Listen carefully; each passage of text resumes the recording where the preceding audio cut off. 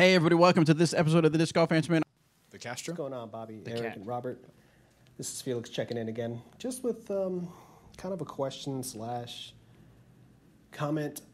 I've been playing the game now about 6 months. For the first 4 months, it seems like everything was just constant gains, getting better. And then I kind of hit a plateau. So reached out for different opinions, started taking any and every piece of advice that I can get and implementing any and every single piece of advice that I got. And it got to the point where I kind of lost my original form, lost the gains that I was making. Now I've kind of taken a step backwards, started doing standstills again, getting back to the basics. I think it's really helping out my form. So my question is, has that ever happened to you guys when you were starting out, where you kind of seek advice from different places, try to implement it all at once? And is it a good thing? I can understand learning from people that are better than you, but when it starts to get you lost in what you were doing originally, is it a good thing? Can it be a good thing in the long run? Because I've had to start over from scratch, kind of learning those things along the way that I picked up and adding to what I originally had. But for a couple of months there, I kind of got lost in the shuffle and I regressed. So I'm trying to teach some of my new buddies and get them into the sport, and I don't want them to make the same mistakes. Just looking for your thoughts on that. Thanks, guys. It's pretty solid. Yeah. I'll say. Yeah, go ahead. I was gonna say when I first started, I didn't have internet that I could just go out and get all this different, media that I can like. Oh, look, maybe I'll watch this guy's videos or this guy. I didn't have that. I had VHS tapes. I literally had VHS tapes of disc golf that I would watch. I dig it. And I would have to go to events. I would have to travel to events to watch. I used to go to the Kansas City Wide Open every year and watch, Scott Stokely when he came to town. Climo would come to town. LaRon Harris, Crazy John. All those players would come, and I would watch them play the finals. And that's where I got my knowledge. That's how I found the game, so to speak. I didn't have the luxury of getting on Google and just and just looking. That's how you throw that. Do I think it's good? Sure, I think it's great to have options out there to see which one works best for you.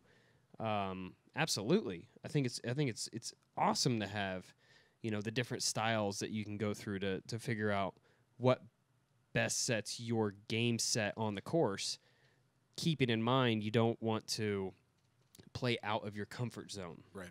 So, for instance, for some reason, hole number 5, Jones East, always comes to mind when I think about this kind of a question. Right.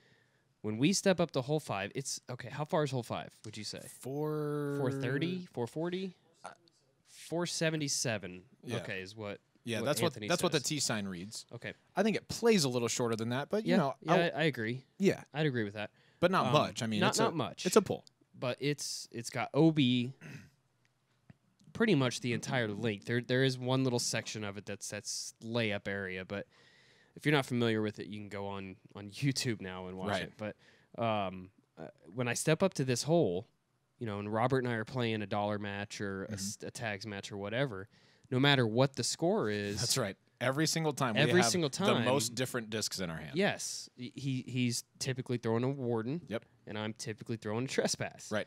I'm going for the green. He's laying up. And that's a perfect example of don't play to your competition. Play in your own mindset. Right. Play to your skill level. Right. And if you're playing with people who are better than you, like I've learned things from Eric because we've played together and because I've asked him about it, but that doesn't mean that I change how I play necessarily, right? Yeah. I pick up on little form things, or I pick up on mental strategies. Yeah. But it's never like, all right, Eric and I are going out to the course. I'm throwing the same shots as him. Yeah.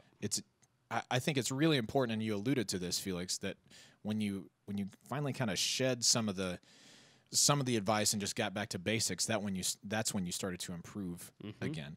Yep. I think it's really important to take instruction with a grain of salt. Make sure that it works for you before following through with it. Yep. I would not accept instruction at face value by somebody who you aren't positive that they do this well. If they get good results, if they are playing well at tournaments, yeah, I'll listen to that person. If they're not, I still want to hear what they have to say. It just may not be the right thing for me. So that's what I'd recommend for you.